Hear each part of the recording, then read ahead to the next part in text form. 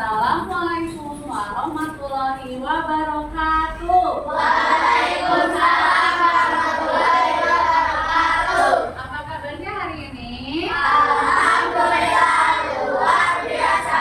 Allah Akbar. Tepuk semangat.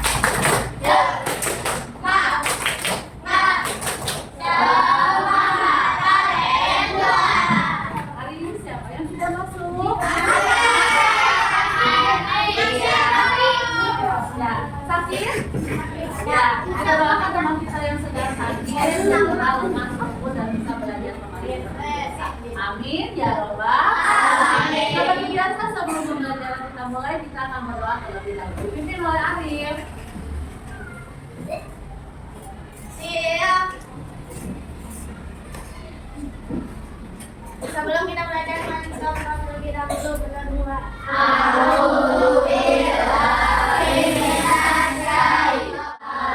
Beri salam. Assalamualaikum warahmatullahi wabarakatuh. Waalaikumsalam warahmatullahi wabarakatuh. Terima kasih Arif yang sudah memimpin doa pada pagi hari ini. Seperti biasa, selanjutnya kita akan melakukan pembiasaan dengan membaca Asmaul Husna.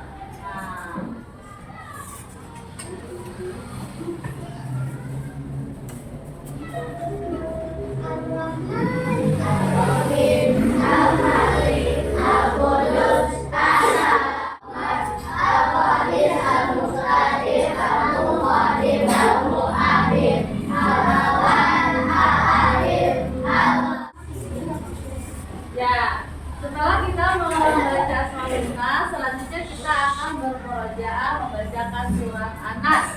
A'udzu Billahi minasyaitonir rajim. Bismillahirrahmanirrahim. Qul a'udzu birabbin nas, malikin nas, sadaqallahul azim. Ya, sebelum kita masuk kepada materi pembelajaran kita minggu ini, di minggu sebelumnya kita sudah belajar tentang menyantuni dan menyayangi anak yatim sesuai dengan kajian dari surat Al-Maun.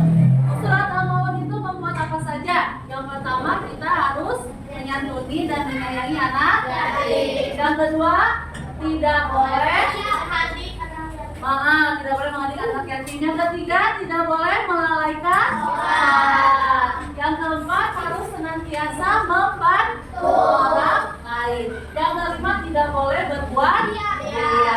Oke. Memasuki materi kita pada pertemuan kali ini, kita tepuk konsentrasi dulu. Tepuk 1, tepuk 2, tepuk 3, tepuk 4, tepuk 5.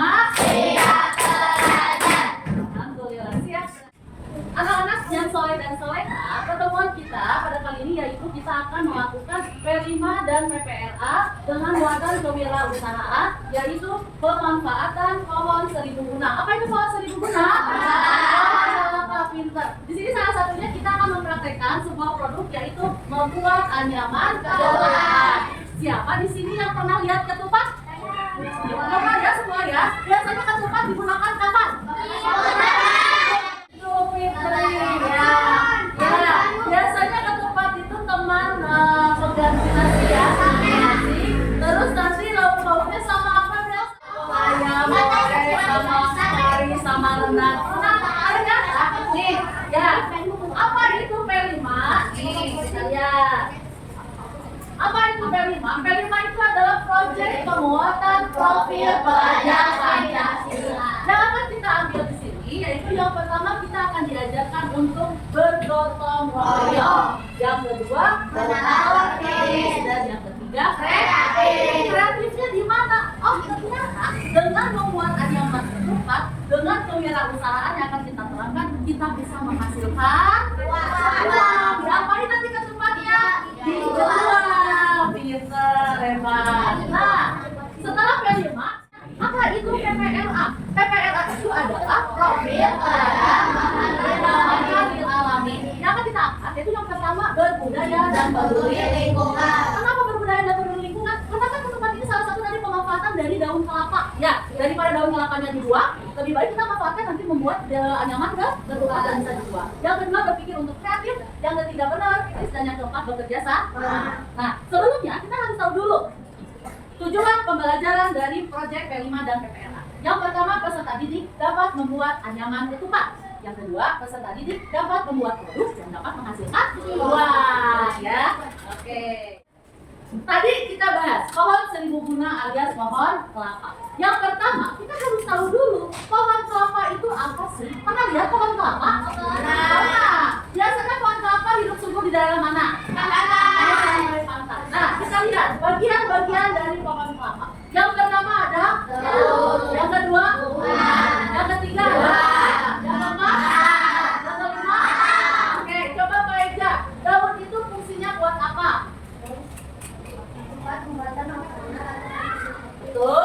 Untuk pernapasan karena terdapat stomata. Oke, selanjutnya bunga. Lagi mana? Baca. Dimanfaatkan. Nah, kalau di bawah itu gula merah itu dari bunganya. Selanjutnya dari buah. Ari, baca. Tempat penyimpanan cadangan makanan hasil dari proses pembuahan Fertilisasi. Ya. Selanjutnya akar. Baca. menyerap air dan zat mineral dari dalam tanah menunjang mobilitas lingkungan. Oke, selanjutnya batang. Baris, baca yang keras. Bangunan, kenapa? Tumbuhan, tegak, mengangkut air dan mineral akar menuju. Wah, ternyata banyak sekali manfaat yang bisa kita peroleh dari pohon kelapa. Dari mulai daunnya, dari bunganya, dari buahnya, dari akarnya, bahkan dari batangnya. Subhanallah ya, luar biasa sekali. Nah, setelah kita mengenal bagian-bagian dari pohon kelapa, selanjutnya kita akan melihat manfaat dari daun kelapa. Karena nanti yang kita akan buat anyaman ketupat itu adalah dari daunnya. Coba, siapa yang mau baca? Dari itu dulu. Avata. Yang pertama apa kata manfaat dari daun kelapa? Menjadi bingkai lemari. Menjadi bingkai lemari. Selanjutnya, Gerakan menjadi hiasan jamu dan dekorasi pada acara adat maupun pengobatan orang. ya selanjutnya. Dapat Yang menjadi sarana kehidupan, perempuan dan rajang makam, dan wow, banyak sekali. Lanjut yang keempat.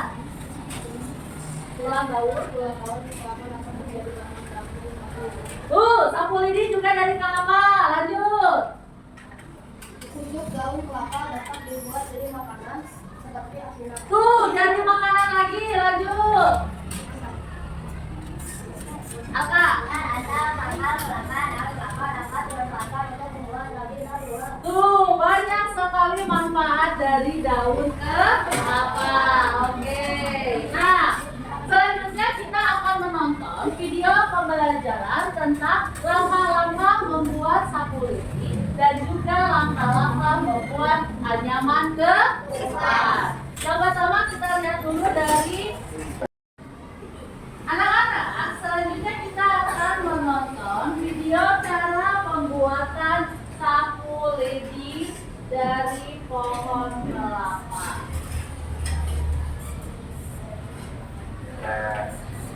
Lakukan mungkin demikian nanti kita lihat aja nanti secara terbuka. Jadi kita pastikan semua biji ini dari daun kelapanya sampai nanti menuju. Bagaimana? Mudah cara membuat anyaman ketupat? Mudah. Ya, siap. Untuk mengetahui bagaimana kalian dapat memahami tadi ya tentang cara membuat sapu lidi, kemudian cara membuat anyaman ketupat, kita akan melaksanakan asesmen formatif ya. Boleh dikeluarkan kertas lembarnya, boleh dikeluarkan buku atau kertas lembar. Ya, boleh buku aja ya, buku aja boleh. Biar nanti tidak tercecer. Boleh buku ya. Siap? Siap ya semuanya. Oke. Soalnya hanya ada dua, gampang. Soal yang pertama, tuliskan bagaimana langkah pembuatan sapu lidi. Ya, tuliskan bagaimana langkah pembuatan sapu lidi. Yang kedua, tuliskan bagaimana langkah membuat anyaman ketupat.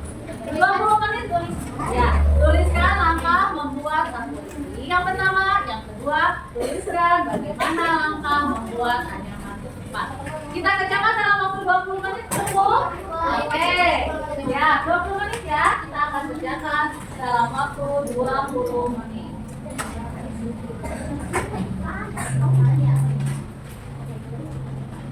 Anak hebat dan soleh. Ya. Oke. Silakan dibuka. Terima kasih. Ya.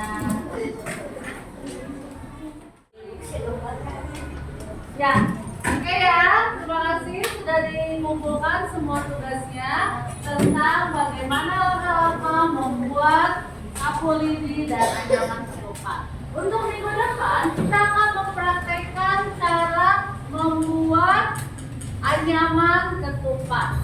Minggu depan kita akan coba membuat anyaman ketupat ya dengan menggunakan pita ya. Minggu depan bawa masing-masing 1 meter pita berwarna sebanyak 2 paham semuanya? Terima kasih. Sampai bertemu minggu depan. Anak soleh dan soleha, setelah minggu yang lalu Bu Rina menugaskan kalian untuk membawa 2 buah pita berwarna dengan masing-masing ukuran 1 meter. Hari ini kita akan membuat anyaman ketupat dari pita tersebut. Bawa pitanya semuanya. Bawa, coba dikeluarkan pitanya. Dikeluarkan pitanya. Oke, kita akan tonton kembali untuk mengingatkan bagaimana cara membuat anyaman ketupatnya ya.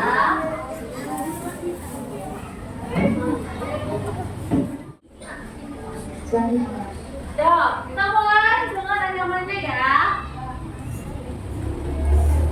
Ya.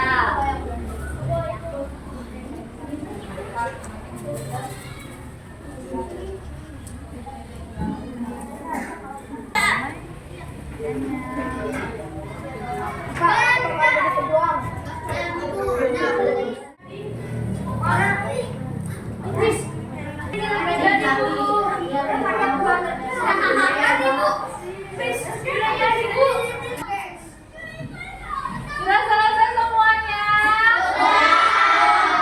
Coba kita akan perlihatkan satu-satu. Mulai dari kelompok Arif dulu, maju ke depan. Hasil ketupatnya kepada teman-teman. Yeay. Ya. Silakan lihatkan ketupatnya. Oke. Siap. Oke. Ada kesulitan?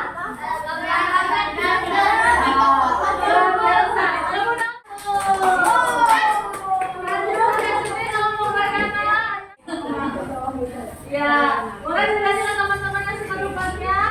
Yeay, terima kasih hebat. Kita kasih tepuk salut buat semuanya. Tepuk salut. Salut, salut. Salut, salut. Salut. Luar biasa. Alhamdulillah ya, ternyata produk yang kalian buat, walaupun kita percobaannya dari kita, tapi sudah berhasil membuat ketupat seperti yang diharapkan pada slide ini. Alhamdulillah. Buat semuanya. Nah, kemudian setelah kita berhasil membuat ketupat, kita harus memperhitungkan rencana penjualan. Ya, perhatikan rencana penjualan ini kita harus bisa memperhitungkan yang pertama berapa modal yang kita butuhkan untuk membuat ketupat. Yang kedua kita akan mengemasnya seperti apa nanti penjualannya. Kemudian yang ketiga akan dipasarkan kepada kepada siapa. Dan yang keempat, dijual dengan harga berapa nanti satu ketupatnya ya. Kemudian yang kelimanya, kapan memasarkannya ya. Harus tahu, mungkin kali dipasarkannya kalau di hari-hari biasa. Mungkin kalau di hari-hari biasa. Tidak ya, kenapa tidak mungkin? Dan jangan mungkinnya, kecuali kita menjualnya ke orang-orang yang setiap harinya jualan ketupat ya, baru itu bisa. Tapi kalau misalkan kita akan menjualkannya kepada orang banyak, itu di hari-hari tertentu, yaitu saat Idul Fitri ataupun Idul Adha ya. Oke. Setelah itu kita akan melakukan evaluasi dan refleksi proyek. Apa yang harus kita lakukan? Kita akan mencatat kelebihan dan kekurangan dari hasil produk yang dibuat berupa satu lidi atau ketupat. Kemudian mencatat hasil penjualan produk. Nih contoh kayak gini. Ini ketupatnya agak penyok-penyok. Kita evaluasi.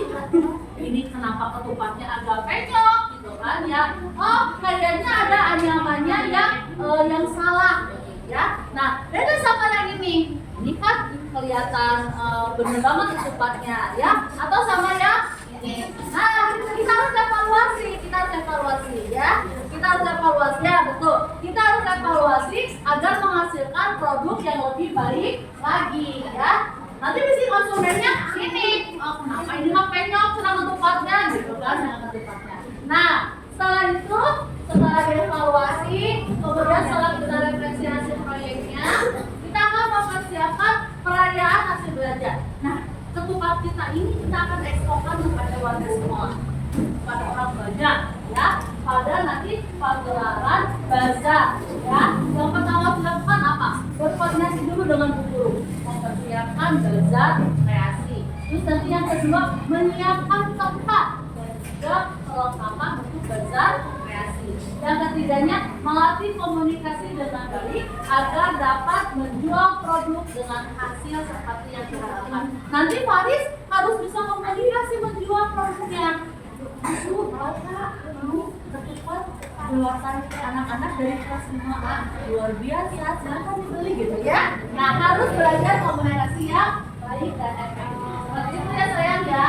Paham anak-anak soleh? Oke. Nah kita juga akan membuat poster sapu lidi dan ketupat untuk dipamerkan nanti saat bazar rekreasi. Nih di sini dikasih contoh sapu lidi akan untuk membersihkan debu dan kotoran di lantai, ya. Atau ini, gitu banget, ya. Nah nanti poster ini kita akan pajang saat nanti bazar kita akan buat posternya, oke? Semangat semuanya semangat. Nah, oke kita langsung buka. Simbolnya adalah mengerjakan proyek PPA membuat sapu lidi dan ketupat merupakan proyek yang memuatan kewirausahaan karena dapat menghasilkan uang. Dan kita pun termasuk melestarikan kebudayaan dan memberdayakan potensi dengan menggunakan peralatan rumah tangga tradisional dan makanan khas Lebaran. Ya, selesai. Alhamdulillah. Oke, sebelum kita pulang seperti biasa kita akan berdoa terlebih dahulu. Berdoa akan dipimpin oleh Arif.